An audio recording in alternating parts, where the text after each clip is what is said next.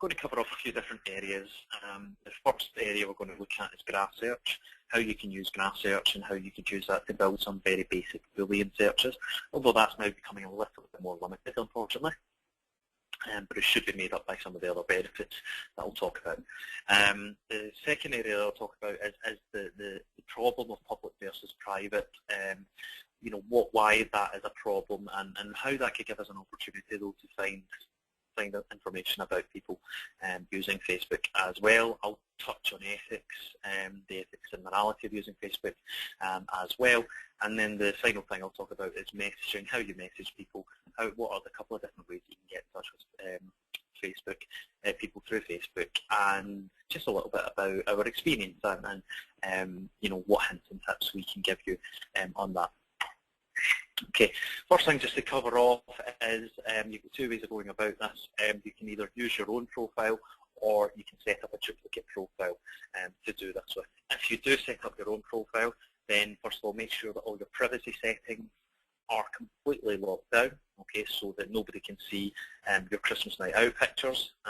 You know, you don't want a candidate poring over every detail of your life, so make sure that everything is completely locked down. You'll see that in this in the privacy settings section of Facebook. And just make sure that you're not disclosing any personal information whatsoever on that. Okay, just protect yourselves. The other alternative is to set up a duplicate account. I have done that here in this case because I'm not the only person who uses the Facebook account in the business.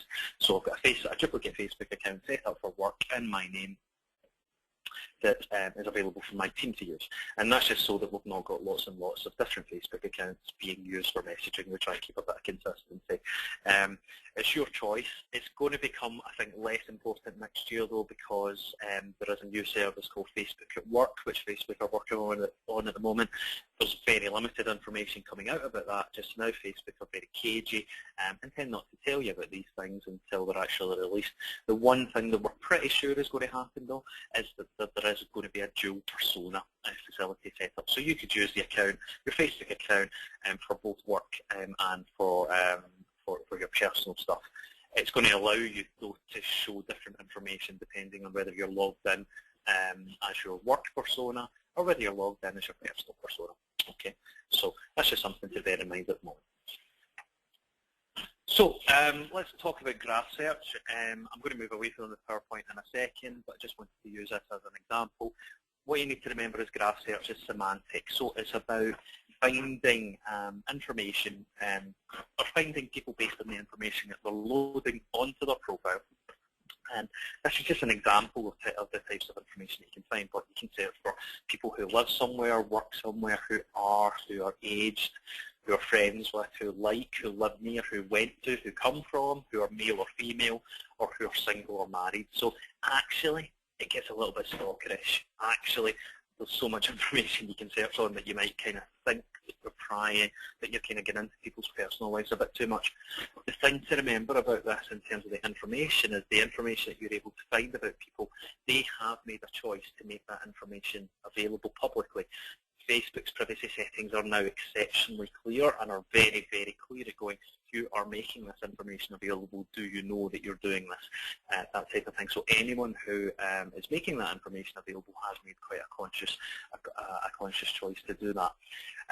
Effectively, any of the information that people do make available about themselves, we can search for. Okay, so I'm just going to find someone, just for example, let's see if I'll find people who live in Boston, for example. I'll talk about these searches in a second, but I just want to find a profile with some information on it. Just bear with me a moment. People who live, not people who lie. Oops. Typing's terrible. Bear with me a moment. Okay, so I'm just going to pick a random profile here. Epidemics Kennels. Okay, that looks, it's less of a personal page, and oops, it is it. That's probably not the best profile to be using. Let's see. That's what happens when you're on a live demo. You get sometimes get the odd inappropriate thing coming up. So, okay, so I'm just going to go into this chap's profile here instead. Okay, if I look on his About page, okay, we've got things like where he's lived.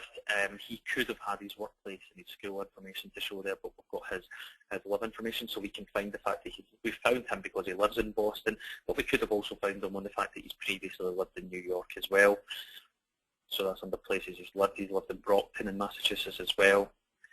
We could look at family. If he had his relationship information there or his family members, then we could search on them based on that. So you could also search on things, people who are sisters or brothers or that type of thing, life events, and other details as well. So all of that information that's contained within someone's profile, we can actually use and we can search against that. So the way that the Facebook search works, it is semantic and it's based on literally what you think you might want to look for. So if I want to find people who live near Bristol, okay, for example, then I literally type in people who live near Bristol. Okay, really simple, really straightforward.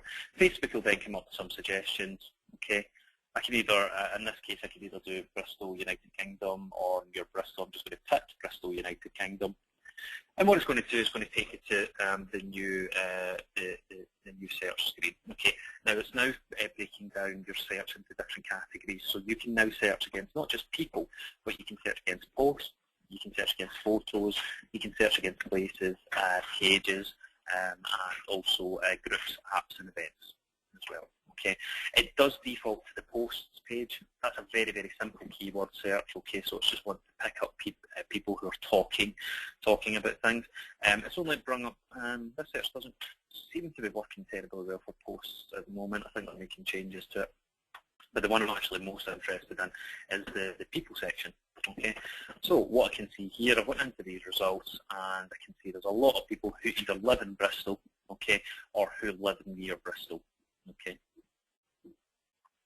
Okay, if I wanted to change that search to in Bristol, okay, then I can change that. And there's a couple of ways I can do it. I can either just change it in the search bar, or for speed, I might be able just to change it in here. So I could change it to people who live in Bristol instead. For some reason that's not picked up correctly, so I'm just going to rerun that search. Sometimes it works. So I'm just going to type it instead, people who live in Bristol. Okay. Again, it's taking me to the post page as default, so I'm not really interested in that. Okay, but I then click on people, and now that's just people who live in Bristol. So then if I want to do people who live in Bristol and who work for BT, then I can literally type in people who live in Bristol and who work for BT.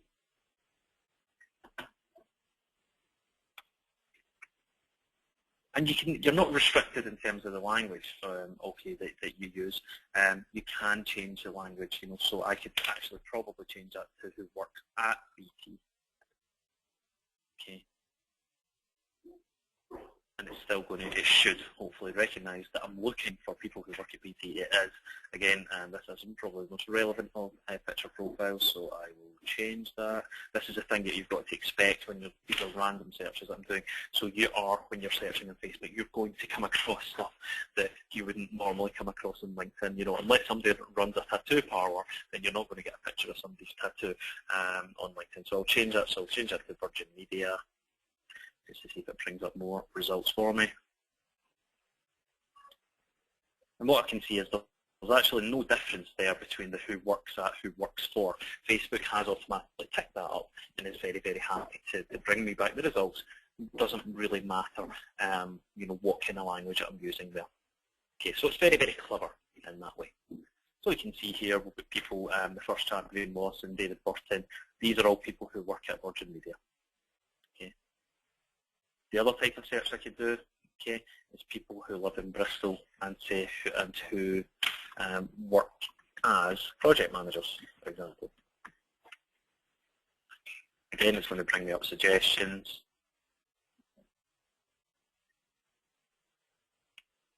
Again, it defaults back to the posts page, but I want to go back to the people page. And there we go. We've got a list of people whose job title is currently project manager. And then we've got their company name as well.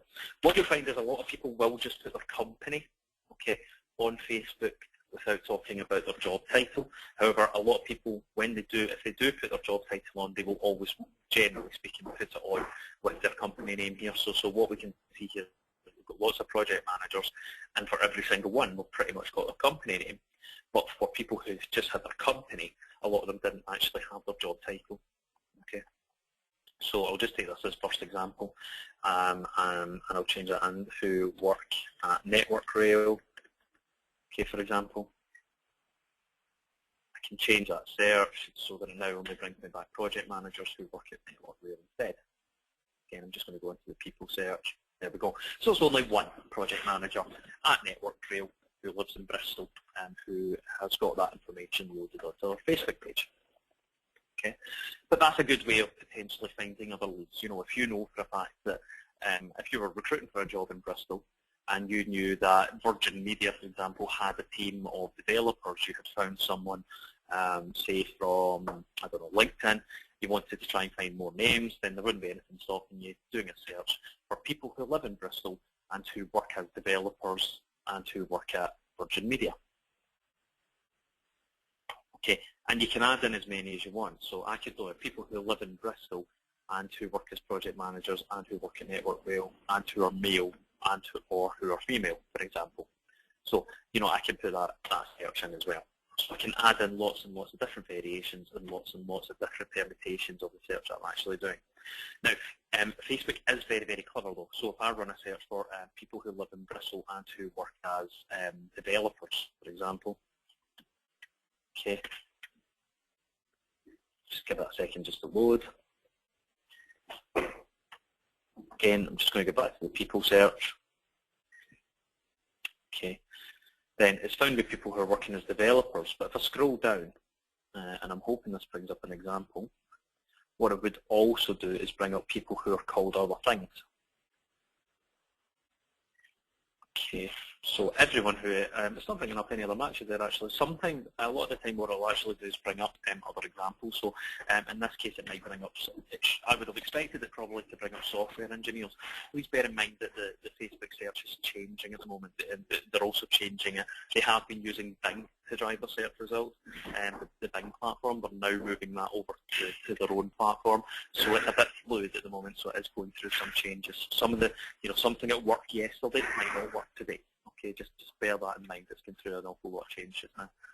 But for example, bear in mind that a lot of people, as we said, don't put their job information onto Facebook. Well, how else could we actually find out what someone actually does? Well, let's do a different kind of search. Let's do people who live, say, live near Manchester, okay, for example, and say it was a software role that I was looking for, but I didn't want to search for software developers or software engineers.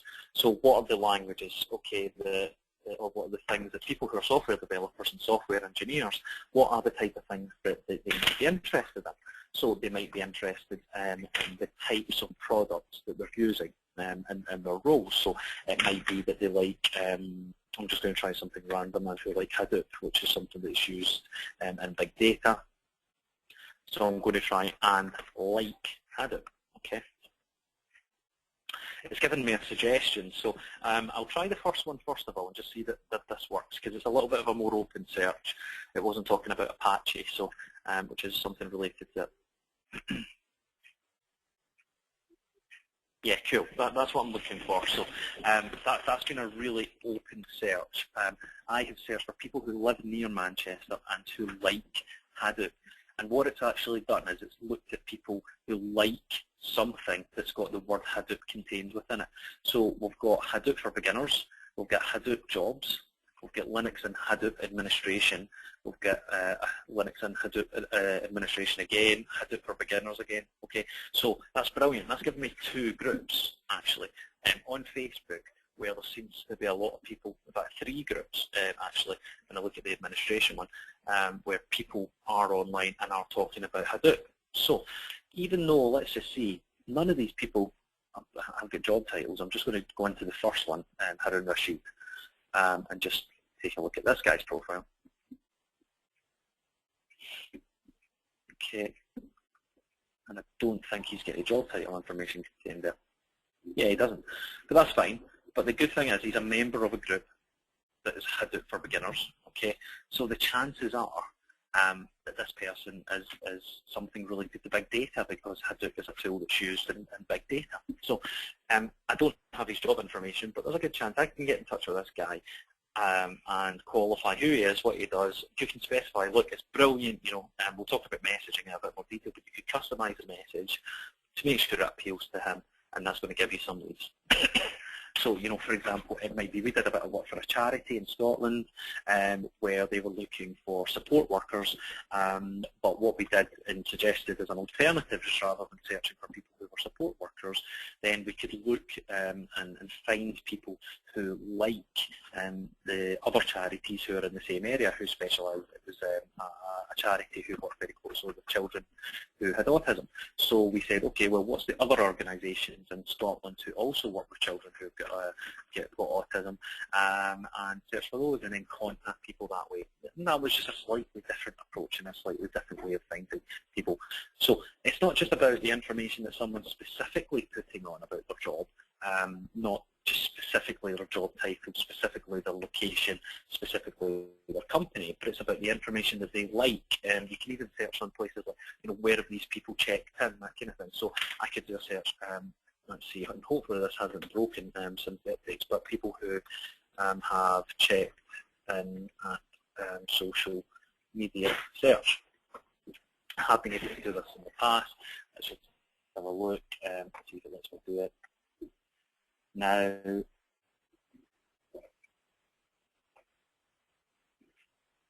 okay, there we go. Okay, so it's bringing up people who are talking, bringing up me, my other profile, my personal profile, because I've checked in at social media search. So that's a different way. So you could, if your employer, for example, you know, a target company that you're trying to take people from on behalf of your client or your employer, then maybe look at people who have checked in at target companies. You know, so if you work for Sky and you like bringing people from Virgin Media, or the other way around, obviously, then you could search for people who have checked in at Virgin Media at their office. It's just a different way of using the information. You know, if you're working in retail, you know, and you're looking for retail head office people, if you know there's a head office that's nearby you, then why not search for people who have checked in at that head office? It's just a different way of trying to find information. So once we've got our search, and I'm going to go back to that Hadoop search in a second, bear with me a second.